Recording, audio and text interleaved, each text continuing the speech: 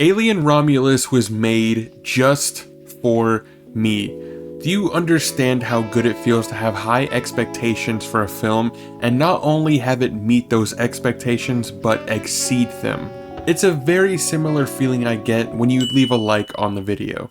Directed by Fede Alvarez, Alien Romulus is the newest installment in the Alien franchise, and it is fucking awesome. The story is about this girl Rain and her brother Andy, who's an android, trying to make it out from this rundown mining planet owned and led by Weyland-Yutani. She reunites with some old friends and reluctantly joins in on their plan of leaving the planet with the use of the abandoned Romulus space station, and I'm sure you can guess what happens from there.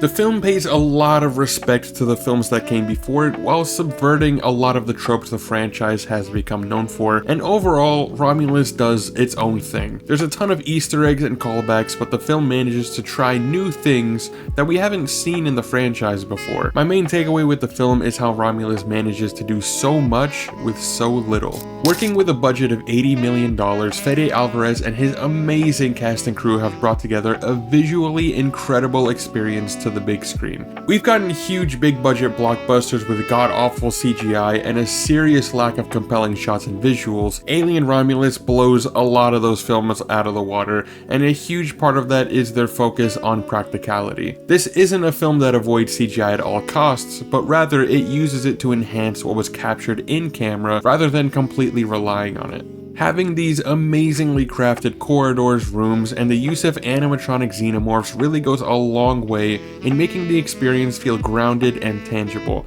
It not only translates better on screen, but it gives the actors so much more to work with. It's easier to act afraid of a xenomorph when there's one 2 feet in front of you, you know? That being said, when there is a use of CGI in the film, I think it genuinely looks pretty good.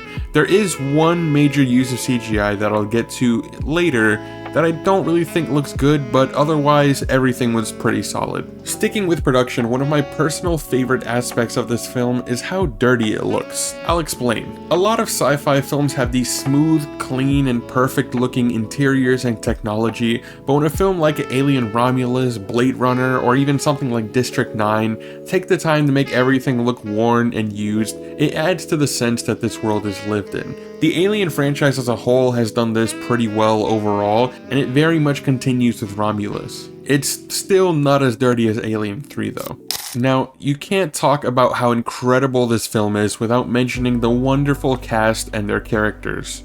The very clear standout of the film, and I'm sure you've heard this before, is David Johnson as Andy. He is the heart and soul of the film, and he elevates every single scene he's in.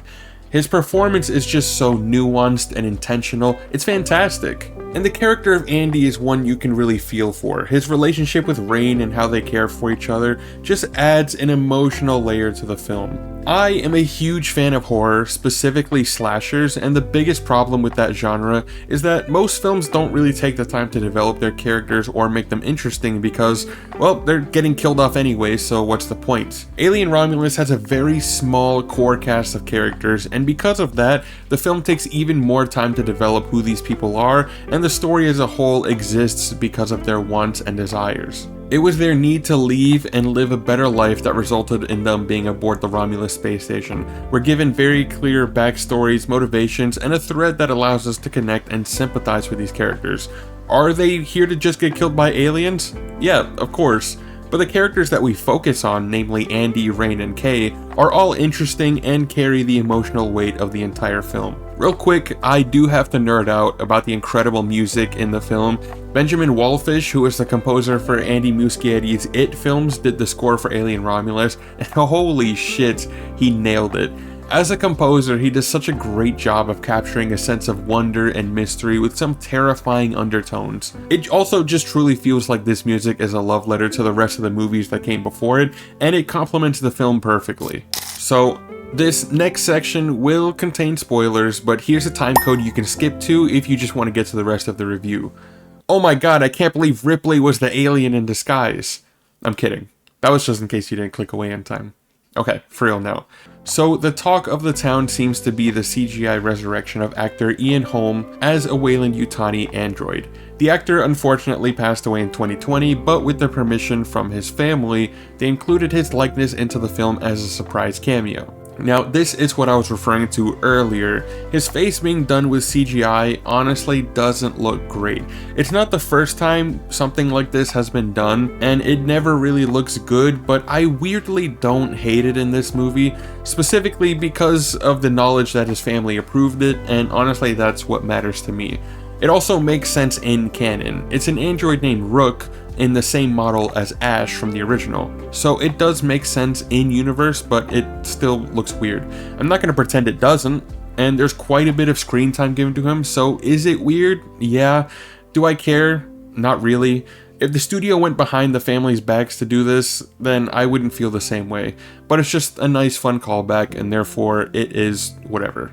One other thing I wanted to talk about in spoilers was the amazing third act. Overall, it's a great way of paying homage to the stowaway sequence from the original and giving us an insane final sequence. When the entire audience audibly gasps and says, "What the fuck?" you know you've done a great job. It brings back that sense of mystery that was lacking in the Alien sequels, and it's some good fan service with the design because the alien offspring is very reminiscent to the engineers from Prometheus. Honestly, it's just a phenomenal third act to send the fans home wondering what the fuck they just watched. Now, I've seen a lot of the criticisms that are thrown in the direction of Romulus, which is valid.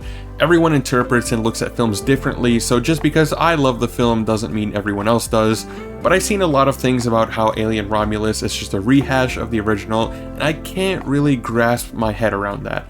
Sure, it has callbacks and references and retains the vibe of the original, but as a whole, they are two completely different films.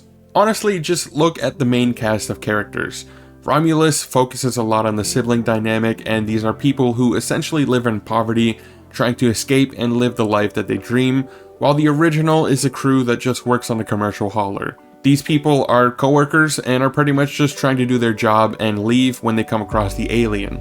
Romulus also does contain some new sequences that weren't in previous films, like the zero gravity sequence towards the end, which was amazing. There's the room with all the facehuggers in the beginning, and later in the film when they have to raise the temperature of the room to match their body temperature to sneak around the facehuggers. It's so smart. The first act is a slow burn, and it has a dark and horrific retro vibe like the original, but to say that Romulus and the original Alien are essentially the same movies, it's just plain ignoring the creativity and direction of both films. I've even seen people say that Romulus is a rehash of the entire franchise, not just the original. Again, there are callbacks and references, but to say that this film is lacking anything wholly original is just a lie. I've even seen Alien fans say that Fede Alvarez lied about this being a standalone film and that you need to watch the previous films before this one, but that's absolutely not the case. I personally know a few people that have given Romulus a try without seeing the other movies, and they still had a great time. If you like horror films and you like cool sci-fi stuff, you're going to enjoy Alien Romulus. While I wish I could sit and talk about more of this film, it's still new and in theaters, so I encourage anyone who loves horror, loves sci-fi, loves the Alien movies, or if you just like weird, fucked up violence, go see Alien Romulus. One day, I would love to sit here and do a deep dive on the film once it releases on 4K Blu-ray, just to soak up all the behind the scenes and special features and really gush about it. This film might be my favorite movie of the year. It's hard to tell, definitely top 2. Have you seen Alien Romulus? What did you think? Was it scary? Very scary? Not scary at all? Let me know what you thought in the comments down below, and I will catch you all on the flippity flip. Borderlands, or like this is a bad movie. No, but in all seriousness, this movie actually is pretty shit.